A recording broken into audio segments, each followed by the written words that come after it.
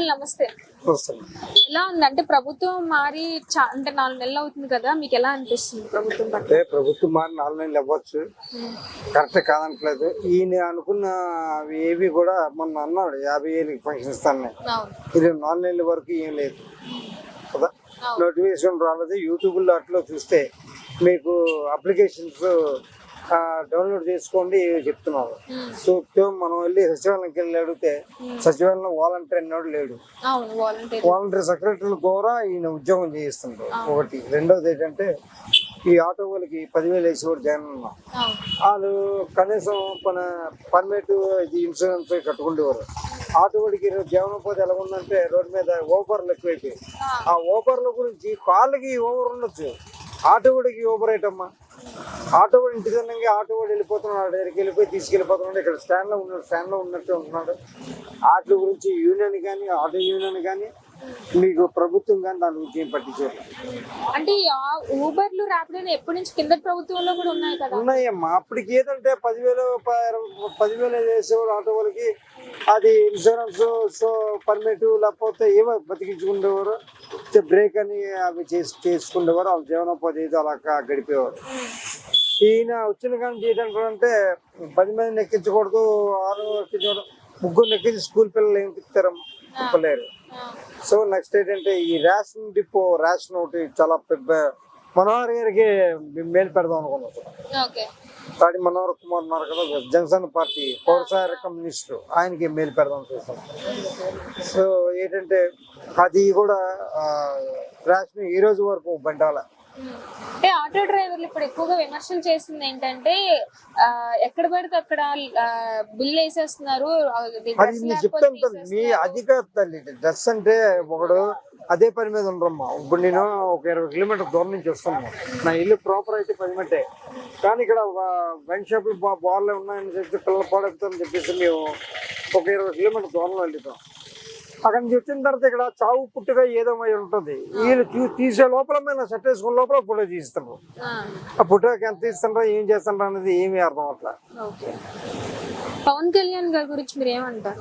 పవన్ కళ్యాణ్ మొన్న గెలిచిన తర్వాత మొన్న వెళ్ళినట్టున్నారు, మొన్న మీటింగ్కి వెళ్ళారు.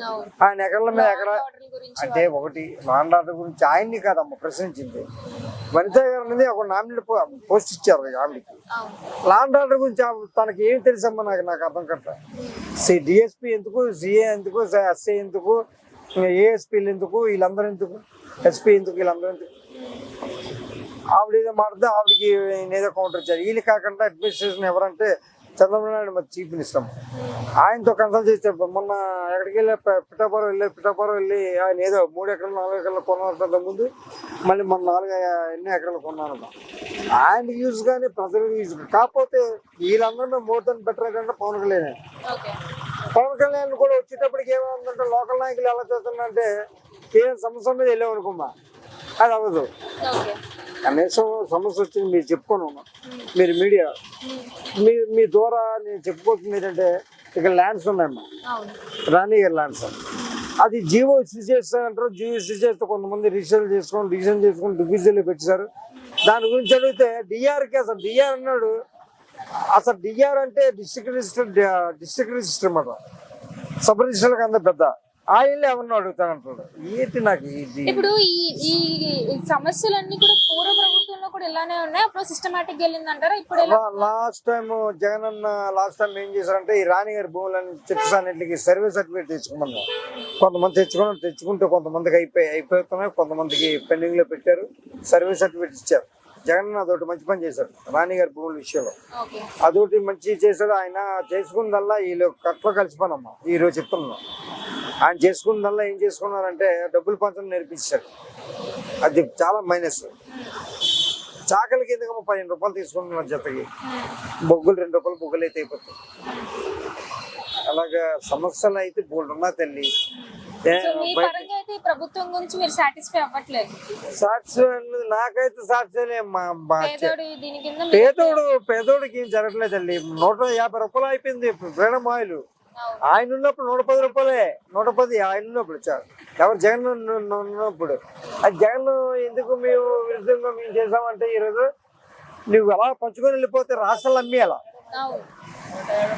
రాష్ట్రాలు అమ్మించుకొని వీళ్ళు చాకలి మంగళి నాయ బ్రాహ్మణులు వీళ్ళందరినీ ఈ ఆటో వాళ్ళు వీళ్ళు బతికిస్తే ఇంకేటన్నా సాఫ్ట్వేర్ కంపెనీలు అయితే ముందర అవును, పిల్లలు చాలా ఇబ్బంది పడుతున్నారు ఉద్యోగం. మా పిల్లలు చదువుకుంటున్నారు తల్లి 10,000 12,000 చేస్తాను. మేము ఇందాక రక్తం ఒక కాళ్ళు అరిపోయినట్టు చేసుకుంటే వాళ్ళు ఏదో పరిచయకులు అవుతారు, ఏదో మంచి పిల్లలు చేయొచ్చు. నా జీవనోపాధికి నాకు మెడికల్ గురించి ఎవడో ఆలోచించట్లేమ్మా. ఈరోజు ఆరోగ్యశ్రీ కూడా లేదు. మా బ్రదర్కి బాగాలేదు. నిన్న ఒక డాక్టర్ అన్నంట, నేను ఆటో వెళ్ళను సార్ అంటే, మీరు 10 నెంబరు ఓపీకి వెళ్ళిపోయి చేస్తారంటే డబ్బులు ఇవ్వకపోతే ఎవరు చేస్తారమ్మా? డబ్బులు లేనిది ఎవరు ఏం చేయట్లేదు. ఈ పవన్ కళ్యాణ్ గారు అంటారు అన్ని అరికెడతా ఉంటాము. అలాగే జగన్ అన్న విషయంలో 100% నేను చెప్తున్నామ్మా మీడియా ద్వారా, జగన్ గారు విషయంలో రూపాయి కూడా లంచం ఎక్కడ ఇవ్వకుండా పనులు చేశాము. మెడికల్ విషయాలు కాదు, ఏదైనా రెస్పాండ్ అయ్యేవారు. అదే రెస్పాండ్ అయ్యారు.